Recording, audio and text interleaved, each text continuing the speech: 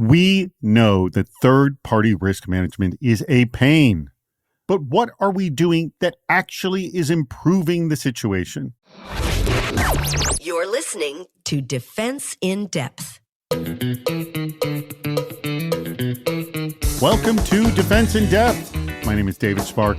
I am the producer of the CISO series, and joining me as my co-host for this very episode, you've heard him before, and guess what?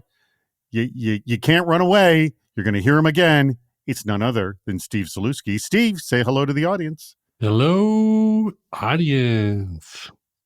You're going to hear a lot more of him. Maybe he'll do it in that sing-song fashion. Just wait and see.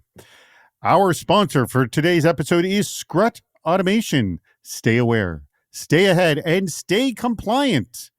More about Scrut later in the show. And in fact, they're responsible for our guest today. Very excited about that. But first, Steve, I just want to say today's topic got an explosive response. So you can check the news every day and see attacks that can be attributed to third parties. If managing that risk was easy, we wouldn't see this constant stream of attacks. Now, we currently have a lot of, quote, solutions, such as questionnaires, that fall into the realm of security theater.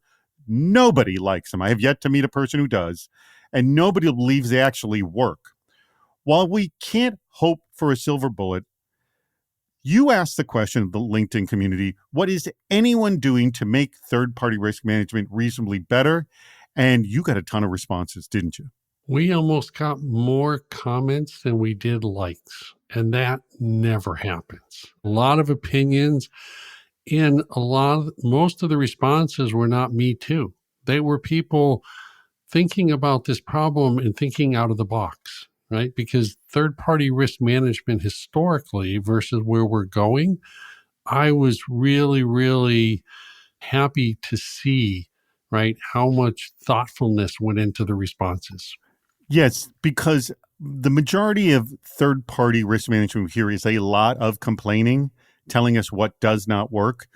And there was a great positive attitude. Some people in their post had multiple tips in just one comment. It was quite explosive. Well, to help us in this very discussion, where we're going to be talking about that and going through your great advice and complementing it with your advice, Steve, and our guest's advice, that guest is none other than our sponsor guest from Scrut Automation, the CISO, Nick Moy. Nick, thank you so much for joining us. Great to be here. What should we be measuring? Mike Wilkes of the security agency said, quote, continuous monitoring with different profiles for different vendors. Tier 1 means if they go down, you go down or are significantly degraded. But not everyone agrees what continuous means.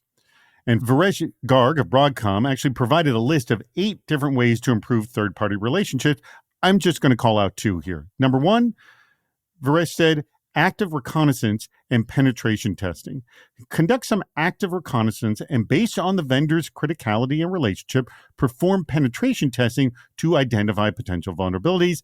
And also, Varesh suggested the Cloud Security Alliance self-assessment. Require vendors to complete the CSA STAR self-assessment to evaluate their cloud security practices and compliance with industry standards. So some just pretty good straight-up advice here. Steve, what do you think? So what should we be measuring? What can we be measuring? And what I really liked is you just saw 3 different perspectives of what third-party risk management has become versus what it was, which is if you look at it holistically, it's, am I trying to measure third-party risk relative to my tier 1s?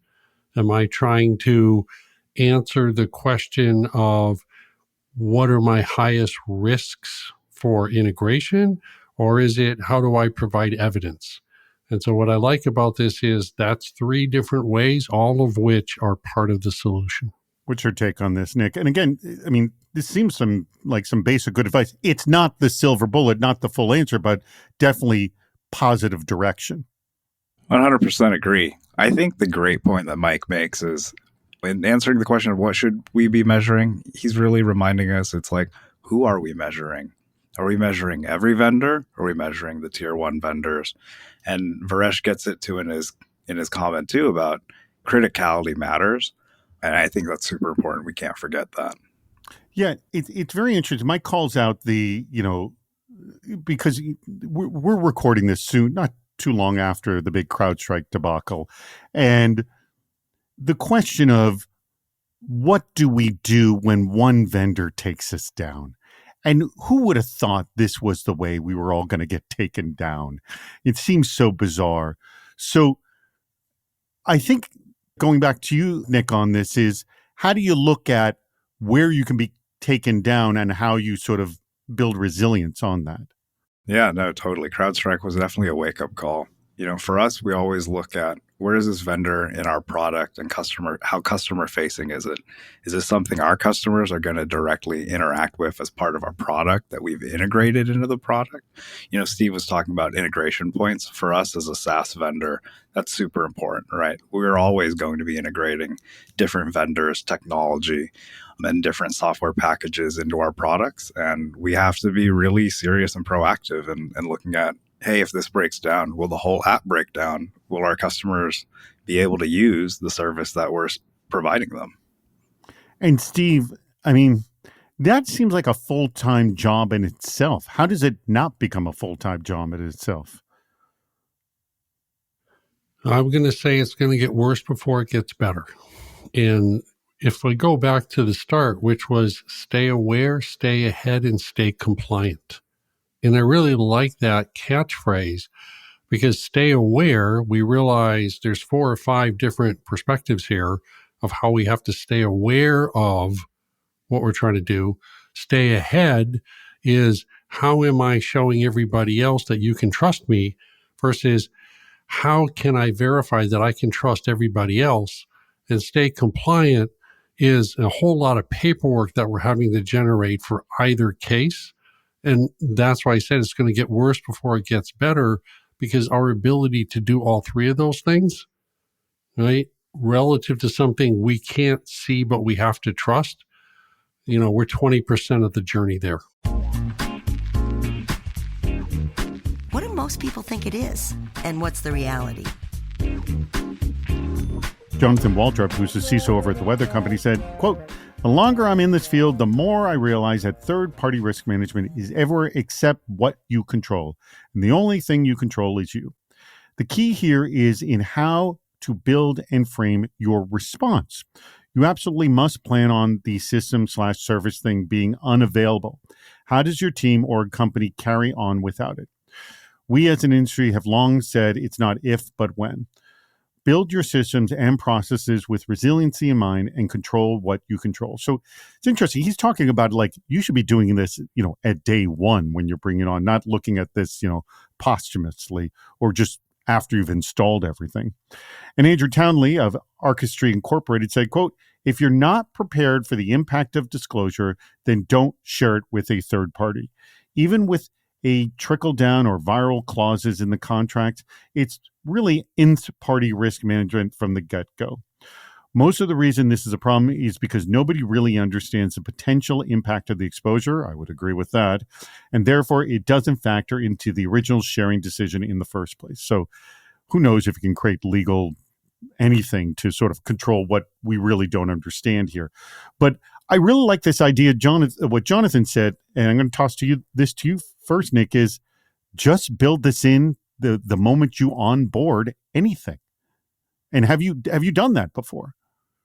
I can say as a small company, that's easier for us to do.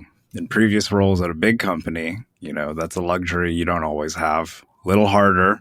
I think as Steve's saying, it's going to get worse before it gets better. Building that in requires a lot of buy-in from a lot of stakeholders, your procurement team, the business team that says, I need this vendor now. And security is saying, well, we have to go look at this and build it in and see how we're going to integrate it. What are the controls that are in place?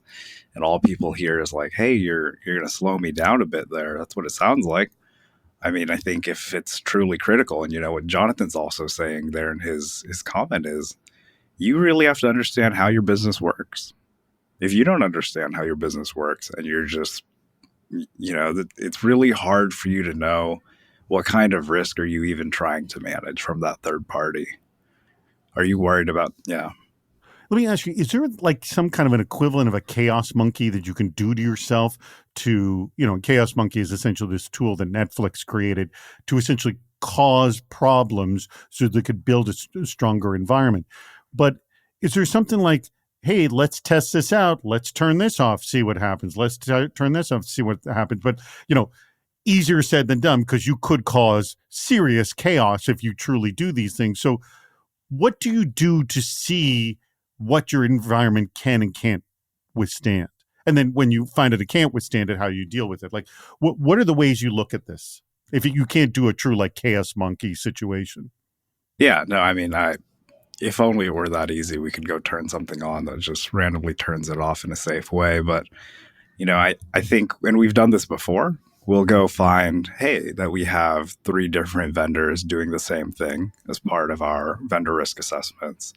And we'll go talk to the different business owners. It's always, of course, 3 different people who bought 3 of the same thing and saying they each need how special each and every one of them is.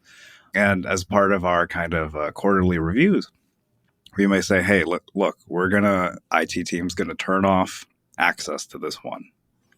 And the other 2 are still available. If we turn it off, what will happen? We'll see what are the impacts. We'll give people some notice. And then, we actually go see what happens and how to do this. I mean, naturally, CFO is very supportive of that as they don't like paying for 3 of the same thing. But also from a security perspective, we're actually trying to test, like, how is this going to impact us, our operations, our customers? Of course, I'm not exactly going out there and turning off something that me, myself, or the team knows is definitely going to cause an outage. But we will go turn something off that says, like, hey, maybe, this is an internal tool. Is this going to break things? Let's try to do this in a controlled manner. We used to just do this for, like, say, engineering tools, but there's so much technology all our teams are using, not just engineering. Good point. So, Steve, what about you? Like, what is a good way to stress test an environment? Or maybe not just stress, just understand, even without you doing, where you just, pull out paper and pen and goes, this is a problem, just knowing where they are. How do you do that? Don't underestimate the value of a tabletop exercise. And here's how you can introduce the chaos monkey with the tabletop exercise. And I actually was part of this, and it still resonates in my head. Instead of you being with the executive team and putting a scenario on the table and having them work it through, okay, sit in the control room, have the executive team in one room, and have the IT team in the other room. So the IT team has to work the actual incident and tell them that there's been a compromise, or you've taken a business system offline, and let them go figure out how to actually do that. Okay. And as they're scrambling to figure out to do something they don't understand, report that back up to the executive team and watch how quickly chaos results in a meltdown on both sides of the house. Okay. That's the true way to implement a chaos monkey. And then what the message is historically, right, we've tried to control everything inside of our network edge with our data centers, and more I control less and less. And the things that I don't control, all those SaaS applications, have all kinds of implications, right? That's what we talked about. So these tabletop exercises where you put both in the room, both in different rooms, and work it through to get them to understand that I, as a CISO, used to control 90% of my environment. And for many of these companies, it's down to under 10% of my environment that I actually control. And the 90% is I'm at the hands of third-party risk management. Well, before I go any further, I do want to tell you about our great sponsor. It's Nick's company. That's Scrut Automation. They're a leading GRC platform that helps you, and I said it before, stay aware, stay ahead, and stay compliant. Scrut Automation liberates growing enterprises from the morass of compliance debt to proactively manage their strategic risk, enabling organizations to build sustainable GRC strategies that effectively govern and monitor their security programs. With Scrut's super flexible GRC platform, security and risk professionals can gain visibility into their risk posture, monitor controls in real time, and showcase proof of compliance with industry frameworks without stretching the security budget and in alignment with the organization's business goals. You want to find out more? Then you got to go to their website, and it's easy to find. It's scrut.io. Let me spell that for you. It's SCRUT.io. Go check it out.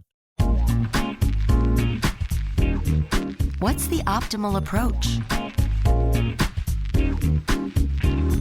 Marie-Eve Girard of MEC said successful third-party risk management must also consider people, processes, and technology, as only evaluating the technical part could lead to higher risk due to blind spots. The controls should encompass the entire life cycle from onboarding to offboarding new third parties. A comprehensive analysis and mitigation plan should include a recovery process for each vendor as the threats they represent and the mitigation measures required might differ. And Tony Gonzalez of Intervision Services said, I have always had strong beliefs that in order to have an effective TPRM process, that third-party risk management, it needed to be a lifecycle approach and not just looking at assessment. The process needs to incorporate third-party commitment through contracts that clearly state what is expected from the third-party, annual review processes that require evidence of continuous improvement and state of controls, and ownership and engagement of the third-party relationship to govern and manage the process. Automation plays a big part moving forward to streamlining processes. So I like this whole concept of life cycle, Steve, of you got to understand what it's going to mean to bring it on, to keep it on, to lose it, and to get rid of it. How healthy do people understand that? And also understanding how the third party is going to act as a partner with you. So one of the themes that we saw in the conversations on LinkedIn, right, about this optimal approach was an appreciation that if you look at governance, risk, and compliance, GRC, which is what we're talking about here, much of third-party risk management has been focused on compliance. And how do I generate evidence that allows me to say I did the best I could, but we all don't believe what we checked because it doesn't really do much for us, right? It's an outside-in view. And what I'm proposing here is the optimal approach is that we actually have to think about risk posture management, not compliance. So looking at governance for risk, because that is where we're being pushed now, is to understand what is my risk profile for what I can and can't protect versus where's my evidence of compliance. And the consequence of compliance is a fine. The consequence of risk is going to jail. And so why I say, what is the optimal approach? The optimal approach is we've got to look at the risk component now more than the compliance component. And that is setting us even farther back. And I will also throw out, I'm going to throw this one to you, Nick, is that, Steve, you make a great point. But the reason we look at compliance is they're actually defined numbers there. As you can see, when it's a yes/no situation in some cases. I know that compliance is a sort of a drifting situation, but technically there is a bar to achieve. Risk, not so much so, and not so clear. So that's why it becomes really muddy. Yes, Nick? I mean, I think people like easy answers. So, compliance is an easy answer. I think the risk one is hard. I mean, from everything I've seen firsthand, the risk part requires you as a company to understand your own risk posture. Most companies, it's actually easier to focus on the vendors than it is to focus on yourself. I don't know how many times both sending questionnaires, having been on both sides of sending out questionnaires and doing risk assessments of vendors, and on the receiving end of questionnaires from customers where they're asking questions, we're filling it out, we're giving them, doing our best effort to get them all the information they want. And then it turns out in the discussion, we ask them, I say, so what are you really worried about? What risk do you want to make sure that we as your vendor are helping you manage? And then that's exactly the response I get, crickets. That is a really good question. I want to double down on that. That is the best question of this episode, and that should be the whole theme of this. Should have been in the title of this episode. What is the damn question what is the thing you're worried about? I'm worried about you're going to blow up my business. And that's pretty much it. Yes? I mean, yeah. Yeah, I mean, I think you're worried about I'm going to blow up your business because my developers are putting in intellectual property into your product, or I'm worried about you're going to blow up my business because our production web servers are dependent on when you tell it to be up or down. I just wish sometimes that the people sending out questionnaires, and guilty of this in my earlier in my career, We've all had to send them out and all had to receive them. So, by the way, you're preaching to the choir. We're all in both camps. Yeah, but it's like that question is the one that matters. It's like, is it the data you're going to lose? Is it some customers? It turns out we're worried about their employees and how their employees do or don't practice the right security behavior and how they access the vendor's product. Not so much the vendor necessarily per se. It was more of an exercise of how are you going to help me protect the inability of my employees to do the right thing. Yeah, I want to toss this one to you, Steve, because I really like what you just said there. What if the entire third-party risk assessment was sit down, just tell me, what are you stressed about? What is the thing that worries you? And then we will come back with a list of answers to exactly what you're stressed about. And that's where we're going to manage and monitor. And that, I think, would make a lot of people happy. What do you think, Steve? So here we are. So now third-party risk management is not how am I managing third-party SaaS products, but how am I managing my internal lines of business and the suppliers to that line of business. So you've turned it internally to be able to say, what is it that makes you, that keeps you awake at night within the lines of business and how they operate to maintain profit? He's right on.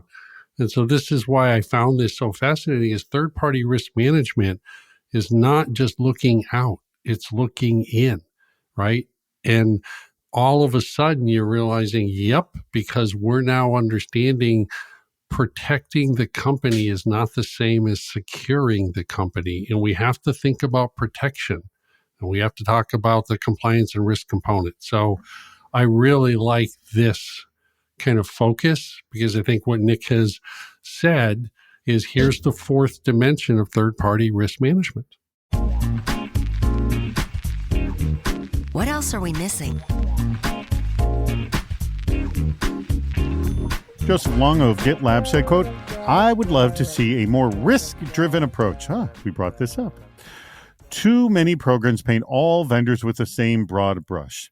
When a SaaS vendor receives the same questionnaire as a vendor whose product you'll be hosting on-prem, it just doesn't make sense to me. Focus deeper analysis toward your areas of greatest risk and reallocate time towards other efforts that contribute to improving the business. I think Joseph, even though he didn't hear your comment, Nick, is kind of doubling down on what you just said right there, isn't it? It's like, don't do the same thing for everybody. What I'm worried about with one vendor is not going to be the same thing I'm worried about the other vendor. Yes, I mean, it should be handled differently. I think Joseph gets it. I think he understands. It's like you cannot treat them all the same. And if you can't answer the question about what your greatest risk to your business is, I don't know how you're going to assess that in your third parties and in your supply chain. Steve, what's your take? So what I like about this comment is third-party risk management is a means to an end. It's not the end. Okay. And understanding risk, where I have less and less control over the applications themselves for the company, means I better do a business impact analysis. Okay. And I really need to understand what the key processes are that I'm trying to protect so that I can then identify all of those business applications relative to that, okay, and practice on resiliency, right? Chaos monkey means we've got to practice on understanding that those SaaS applications will periodically go out. And so which ones do I put the most energy on, either protecting the outage or having a secondary system that I can kick on and the costs associated with that, or going tech down? And so I think the resiliency component here really with risk is bringing it forward to simply say third-party risk management is a means to an end. Let's understand the end, like Nick said. And there were a lot of comments along that simply said, you got to know what the business needs now, because we just can't provide security uniformly. And that brings us to the portion of the show where I ask about your favorite quotes. And I will, obviously, I'm going to echo my favorite quote is yours, Nick. Really, it really boils down to this. What are you worried about? And if we could just figure that out, then we'd solve a lot of problems. All right, Nick, I will start with you. Of all these wonderful quotes here, not your own, which one was your favorite and why? I mean, it's got to be Joseph Longo from GitLab. I think his quote just sums it all up. We can't focus on everything.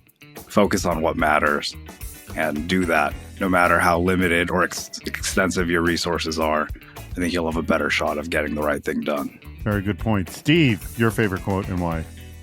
So I like Joseph's because I think that is the culmination of all of this conversation. It's how we're moving forward to get incrementally better.